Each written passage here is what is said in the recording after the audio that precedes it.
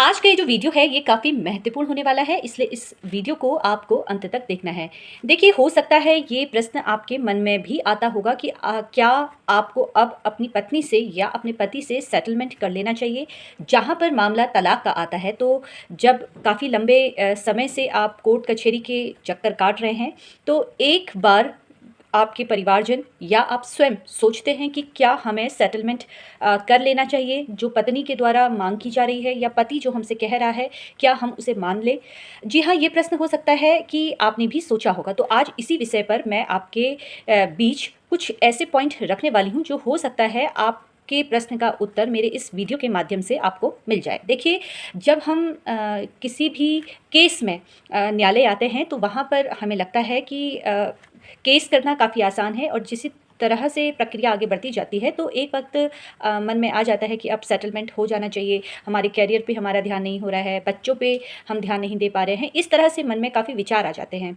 तो देखिए, अब कही बात अगर डाइवोर्स की, अगर पति पत्नी के बीच में डाइवोर्स का केस चल रहा है, पत्नी यहाँ पर तलाक देना चाह रही है, पति नहीं देना चाह रहा है, या पति देना चाह रहा है, पत्नी नहीं देना चाह रही है, तो ऐसी अवस्था में आपको क्या करना है? सेटलमेंट करना है या नहीं करना है? देखिए, अगर बात करें अडल्ट्री की, जहाँ पर पति का किसी अन्य महिला के साथ संबंध है या पत्नी का किसी अन्य व्यक्ति के साथ संबंध है, तो ऐसी अवस्था में फिर आपको किसी भी सूरत में तलाक लेने के लिए समझौता नहीं करना है।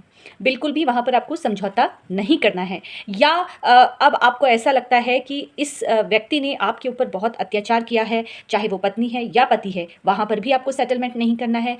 लेकिन अगर आपके डाइवोर्स केस पर उससे आपके परिवार में आपके बच्चे, आपके बेटा, आपकी बेटी की एजुकेशन में और उनके मेंटल हेल्थ पर प्रभाव पड़ने लगा है, तो वहाँ पर किसी भी तरीके से आप समझौता कीजिए।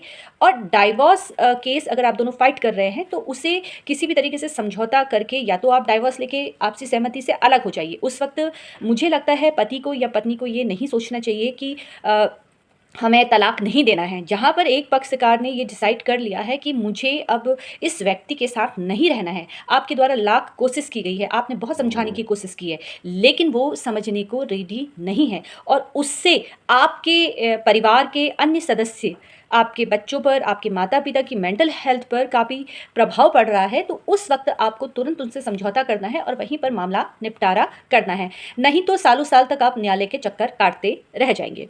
देखिए, अगर मैं आपको बता दूं कि अगर आप जॉब करते हैं, आप एक तरीके से तो आप अपने पारिवारिक विवादों में उलझे हैं। दूसरी तरीके से बात अगर मैं करूं कि आपका जो करियर है वो कहीं न कहीं उस पर विराम लग रहा है। आप उतना ग्रो नहीं कर पा रहे अपने करियर पर। तो भी ऐसी अवस्था में भी आपको ये जो पारिवारिक विवाद है, इससे बाहर आना है और उस अवस्था में आपको तुरंत समझौता कर लेना है।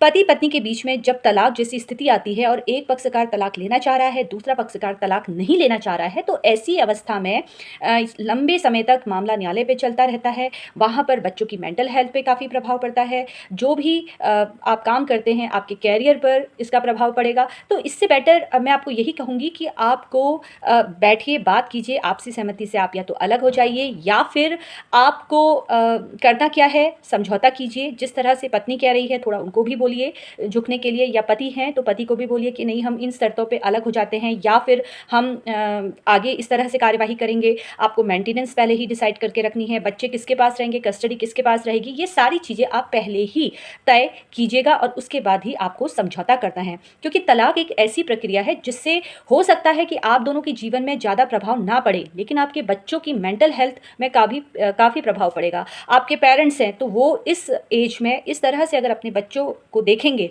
तो वहाँ पर उनके जीवन में अब क्या रह गया, जो अब वो इस तरह से बच्चों के जीवन की घटनाएं देख रहे हैं। तो इसलिए जो ये इस तरह की घटनाएं होती हैं जिससे आपके परिवार में जिसका प्रभाव पड़ रहा है, आपके बच्चों पे, आपके माता पिता पे, आपके भाई बहनों पे, तो यहाँ पर ऐसी स्थिति में फिर आप समझौता तुरंत कीजिए। लेकिन हाँ, जहाँ पर इस तरह से बातें हो रही हैं, जहाँ पर पत्नी या पति पूर्ण रूप से गलत है, जहाँ पर आपको लगता है कि नहीं, आपको फाइट करना है और मैं अंत तक लड़ूंगा या लड़ूंगी, तो वहाँ पर फिर आपको समझौता करने की बिल्कुल भी आवश्यकता नहीं है। क्योंकि न्यायालय आकर पैसा और समय दोनों की बर्बादी होती है। ये मैं हर वीडियो में आप सभी से कहती हूँ। फिलहाल फ़िलहाल समझौता पर आप फ़ोकस कीजिए, अपने बच्चों पर, अपने परिवार पर ध्यान दीजिए और छोटी-छोटी बातों को लेकर न्यायालय ना आइए, पहले समझौता ही कीजिए क्योंकि न्यायालय भी पहले समझौता ही कराने की कोशिश करता है।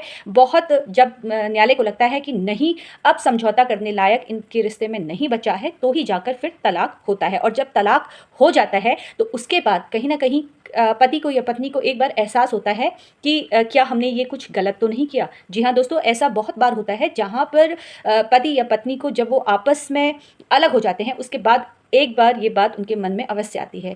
क्योंकि तलाक लेने से पहले तो वो फ़ाइट कर रहे हैं, अपने ईगो की फ़ाइट है कि नहीं मैं जीतूँगा या तुम हारोगी। तो इसलिए इस तरह से मैं आप लोगों से यही कह सकती हूँ कि इस तरह से अगर आपका भी रिश्ता है तो सँभालने की कोशिश कीजिए। फ़िलहाल कानूनी जानकारी प्राप्त करने के लिए आप लोग मुझसे जुड़ते रहिए। धन्यवाद।